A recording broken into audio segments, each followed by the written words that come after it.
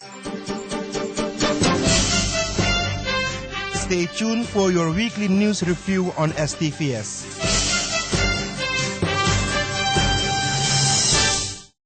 Hello and welcome to your weekly news in review in English on STVS. I am your presenter, Sorona Norton. The acquired Dutch biology book, which is used for the first grade of secondary education in Suriname, has caused commotion in the National Assembly. Previously, a board member of the Office of the Commissioner of Comowena expressed his concerns about the content of the biology book. Members of Parliament then went to investigate it themselves, and like many parents, they have their criticisms on the content of the book, saying that the information level is not in conjunction with the intended target group. The MPs demand more involvement and clarity from the Minister of Education, Shirley Sitaldin.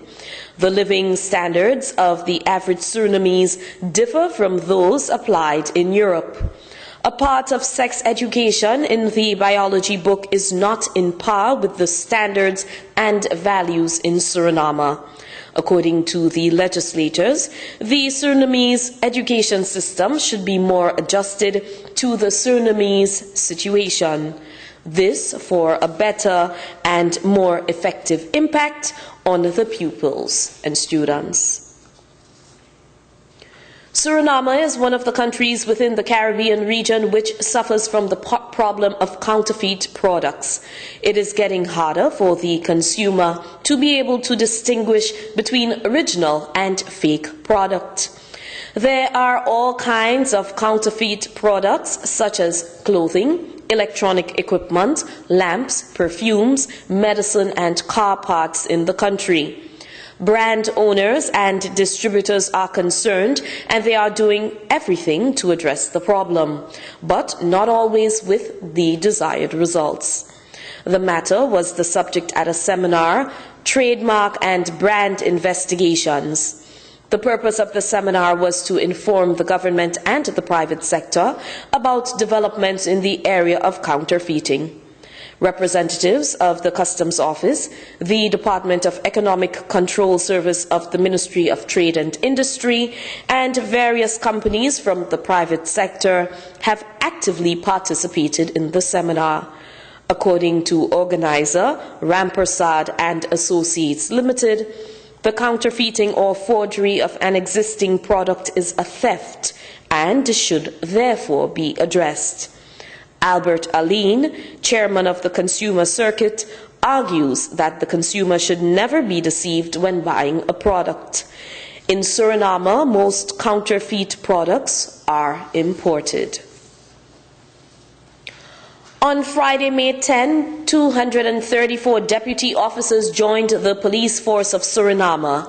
For 2 weeks, they will undergo a training at Kraka. The recruits come from the different districts, namely Paramaribo, Nikeri, and Maruena. Inspector Orlando Jacot, head of the police academy, is tasked with the training. With the entry into service of the recruits, the number of police officers is still not enough, says Inspector Jacot. The shortage is being addressed, but still more should be recruited.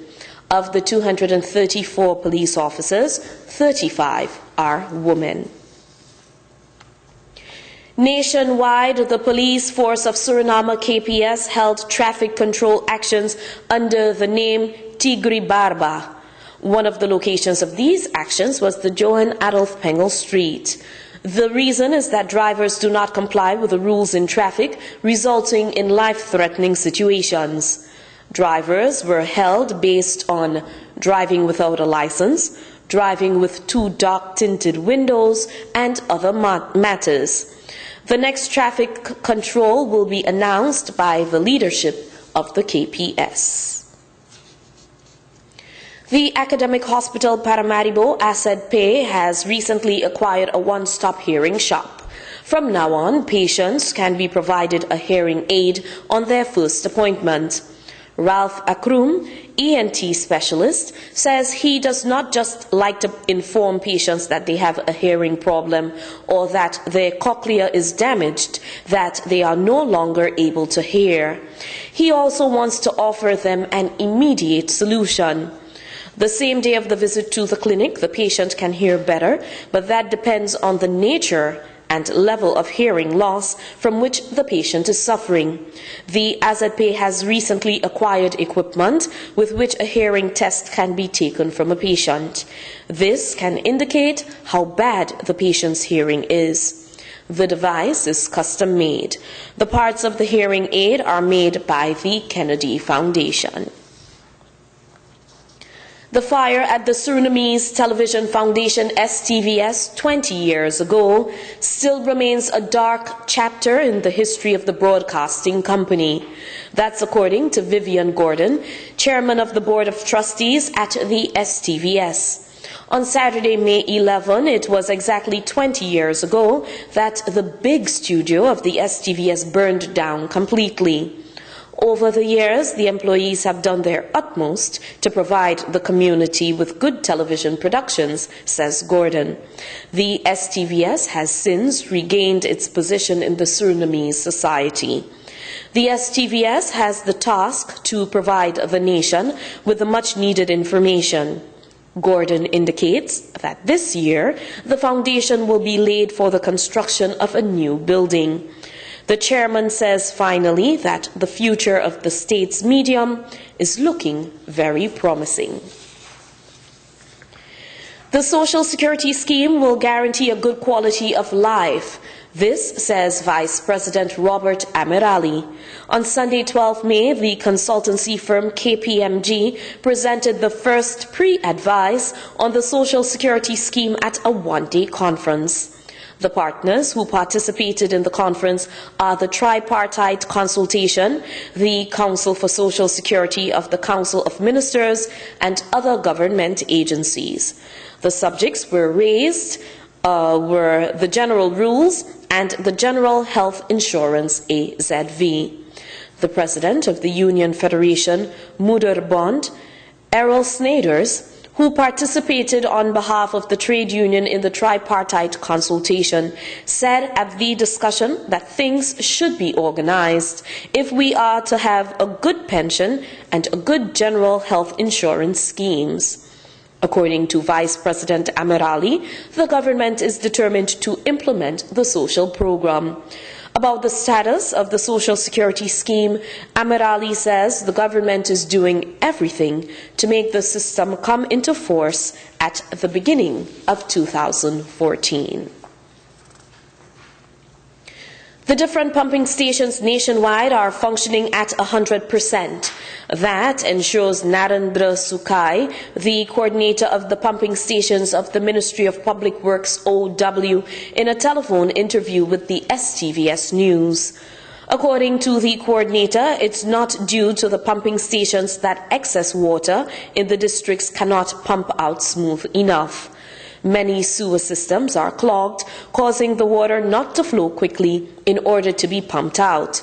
The sewers in the Latour neighborhood, for example, is clogged with sand and dirt. There are plenty of pumping stations to direct the water to the river. Each pumping station is intended for a certain area, which covers several hectares. The staff of OW started last Friday to operate the pumps because of the heavy rainfall. While doing that, they encountered technical difficulties such as malfunctions within the pumping stations.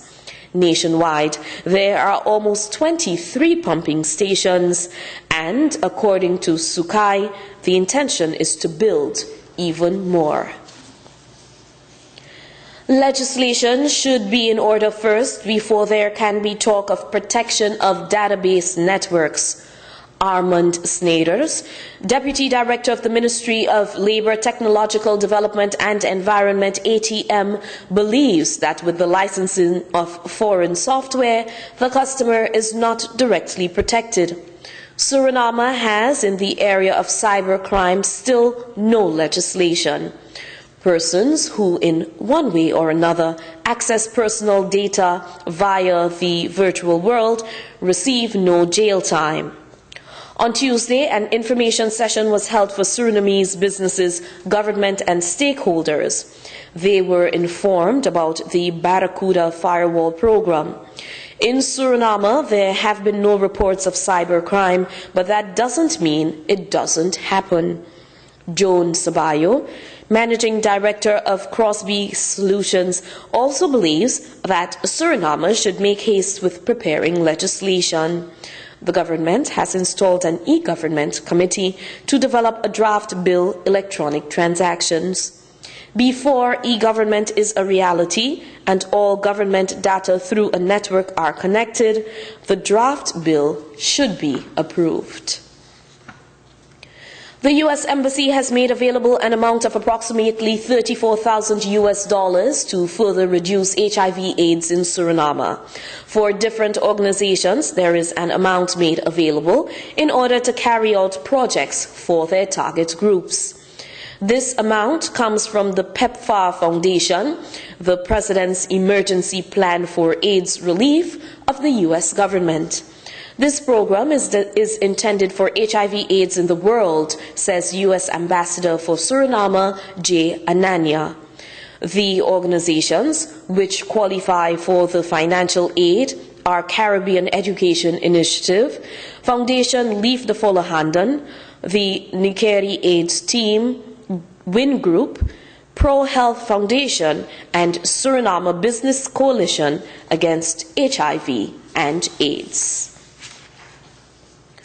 For over 35 years, people with hearing problems can turn to the Foundation Kennedy School for earbuds or earpieces. These are made by employees of the school. After a visit to the Audiological Center, the patient is directed to the foundation. The Kennedy School has recently acquired a new device to make earbuds or ear prostheses. The device works with electric power. First, a mold of clay-like substance is made in the ear. This substance takes about 10 minutes to dry. After this, gelatin is warmed in the microwave. The earpiece is then placed in the gelatin for a day to dry. The next day, a liquid is poured into the gelatin mold. Then it is placed in the oven. So, an earpiece now takes 2 days to be made. Astrid Wittenberg is in charge of making the earbuds.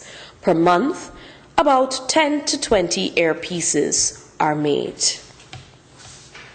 And that takes us to the end of your weekly news in review in English on STVS. For more information, please visit our website at www.stvs.sr. I am Sarona Norton, thanking you for joining us.